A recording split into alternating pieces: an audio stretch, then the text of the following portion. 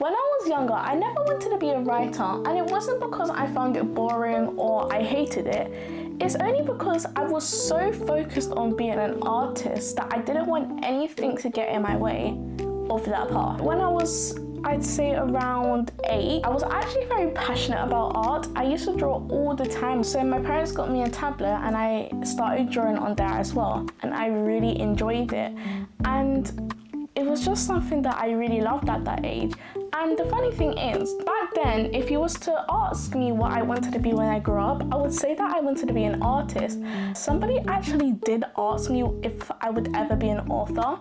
And I said no, because I just was so focused on being like the best artist in the entire world that I didn't want anything, and I mean anything, to get in my way. But it's actually funny how life has a way of changing your perspective on things. Everything changed when I was around 13.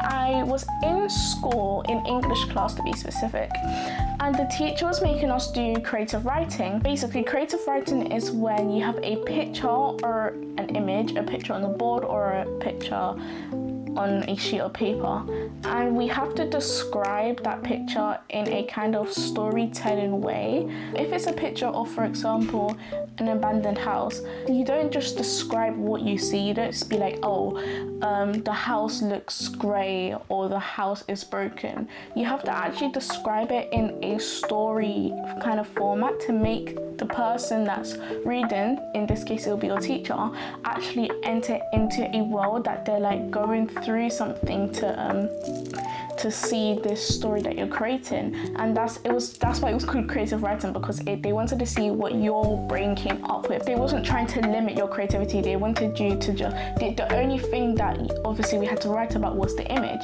So yeah, and to be honest, creative writing, a lot of people tend to find that kind of hard. And to be fair, I was actually expecting to find it hard myself. But when I started, all of the ideas and the words just came so naturally to me. I even shocked myself. That's when I kind of realized that, I'm actually pretty good at writing suspense and tension books and like horror kind of books, because if I can remember correctly, the picture was of inside a house, and it looked like so destroyed and creepy, and I had to write something based on that. And I realized that I was so good at describing the atmosphere to make it feel kind of creepy and eerie. And yeah, so that was actually, I think, when I started writing about the werewolf book. So my first ever book, before the one that I've written now, it wasn't a full book. It was shorter than that because I haven't finished it, or I didn't finish it. But it was basically about a werewolf and a girl, and it started from the girl was stepping away from a figure that turned out to be a werewolf. But it's like, when she was stepping back, she slipped, and then she basically hit her head or something, and she fell asleep, or she just fell unconscious. Now when she woke up, she was in another room, and there was so many weird and creepy things in that room. So there was like jars that had eyeballs and fingernails and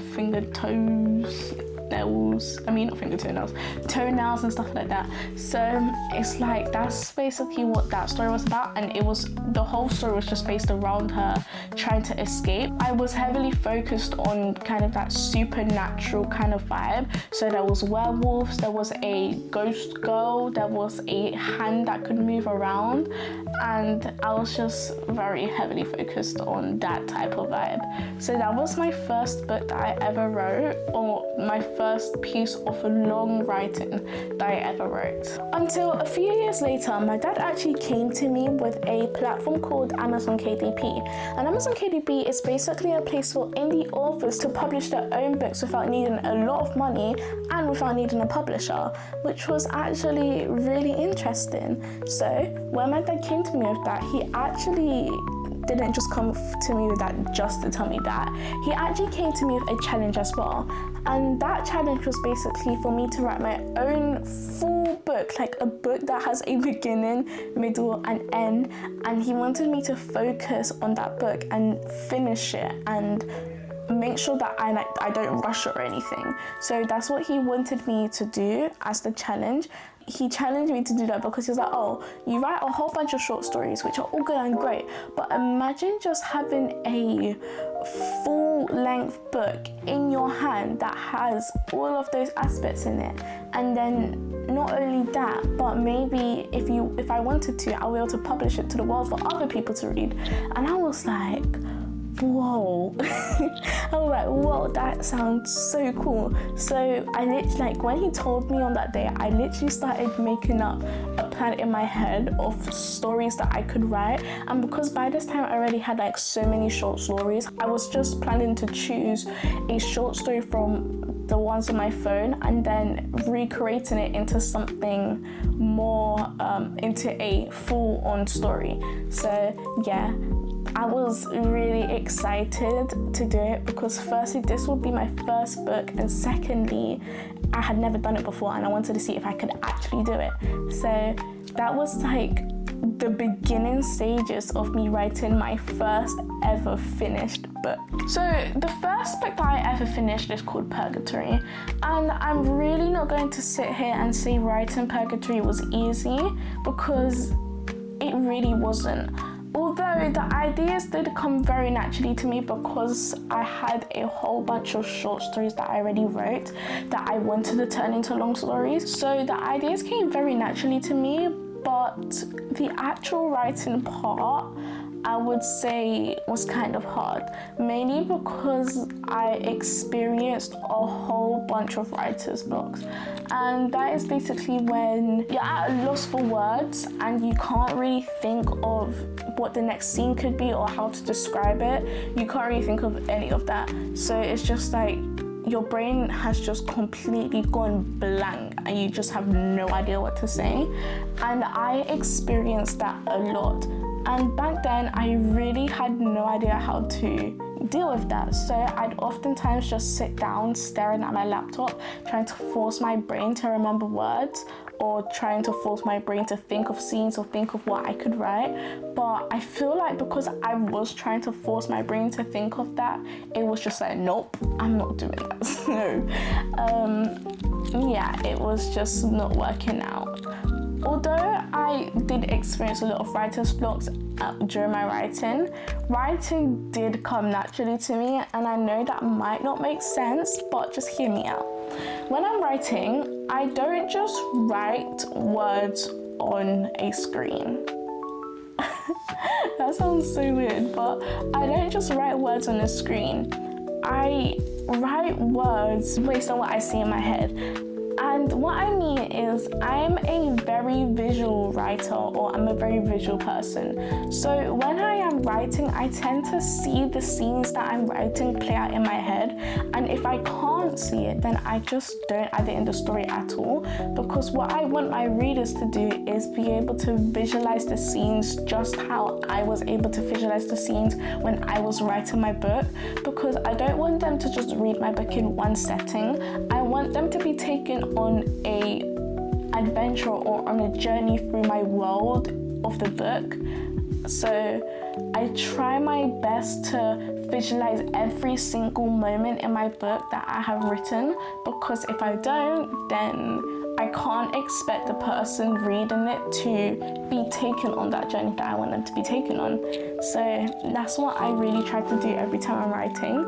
And although I had a whole bunch of writer block, and although it really did annoy me, I feel like that the writing process was kind of easy, or made it easier because of the fact that I'm a visual person. Overall, writing Purgatory was really fun, and I actually started writing it in late October 2025, and I finished around January, so about 3 months it took for me to finish Purgatory, and it was super fun to write.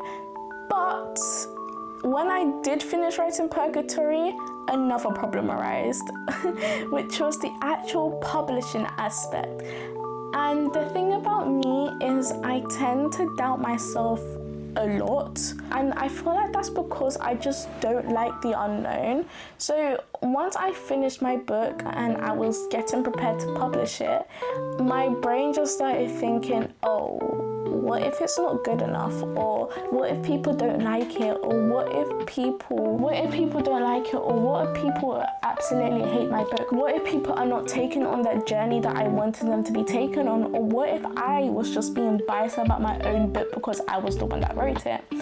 And all of those questions that I asked myself in my head just made me fall deeper and deeper into being afraid of publishing my book and allowing the world to see it. I guess I was just very afraid of what other people would say and the feedback that I would get, because I just started thinking very negatively. But what actually pushed me to publish my book was actually my dad. I asked him if he wanted to read my manuscript, because by this time I had finished it all and I was still in the editing phase, and I wanted my dad to basically hear the book that I wrote. So he came into my room and he started reading out my manuscript to me, and he was also helping me edit the manuscript, as well as basically reading it for himself as well. And then once he finished it, he gave me his honest feedback. And one thing about my dad, he is the most unbiased person ever. If my book is bad, he will say, Shashamani, your book is bad. And he would just say to me straight like that. But if my book is good, then he would be like, wow, this is amazing. Not like that, but you get the gist. He will tell me if my book is bad, he will tell me if my book is good. So his opinion I can very much trust. So when he was reading it, and when he finished reading it, he was like to me, Shashamani, this is really good. He told me that it reminded him of an author that he used to read, and he loved how I always kept the tension high, that there was never a moment of rest, and even when there was, or it seemed like there was, that we was always thrown straight back into the tension again. And he said that he really enjoyed the read, and that feedback made me really happy, because I guess that just gave me my mind some peace of mind or some ease to know, okay, I wasn't just being biased. If somebody else was able to feel those emotions, and if somebody else was able to read my book and stay engaged in my book, then other people would be able to too. Obviously, I have been speaking about my first finished book, Purgatory, and some of you might be thinking, what is Purgatory actually about? Well, I'm here to give you guys a little sneak peek into my lovely book. I've actually got the book here. It's like in the background for decoration, but I can actually read you guys the blurb. So let me read you guys the blurb. Okay. When a mysterious horror game appears on a console, the rules seem simple. Make the right choices, keep playing, survive. But with every decision, the line between the screen and reality begins to blur. The game does not reward intelligence. It punishes disobedience, and it never lets its player leave. This is not just a horror game anymore. This is survival, because once you start playing, the game is no longer watching you. It is waiting, and the question is no longer how to win, but how long before you become a part of it. And I feel like this book is very interesting because it's a first-person perspective, so it actually feels like, or it gives that feeling that you are the one making these choices and making these decisions and playing the game within this book. So it makes you actually feel the way that the character in the book is feeling, rather than it just being, oh, I'm reading what they are feeling. You are actually able to feel those feelings. So if you want to give this book a read, the link is in my description. I'm only 16 and I'm still on my author journey. It made me realize just how much I love and enjoy writing, and that actually pushed me to write my second book, Despite Everything, which is about a human girl called Alara who is captured by a demon called Azrael, who is shaped by betrayal and war. And this book is basically about if one human girl is able to change the way a demon has viewed humanity for years now. That's literally all I can tell you right now, because the book is not published yet and I don't want to spoil anything too much. But if you do want to follow along on my journey and be a part of the world that I'm trying to create, then definitely follow along and subscribe, because I am planning to make more content just like this. See you guys in my next video. Bye.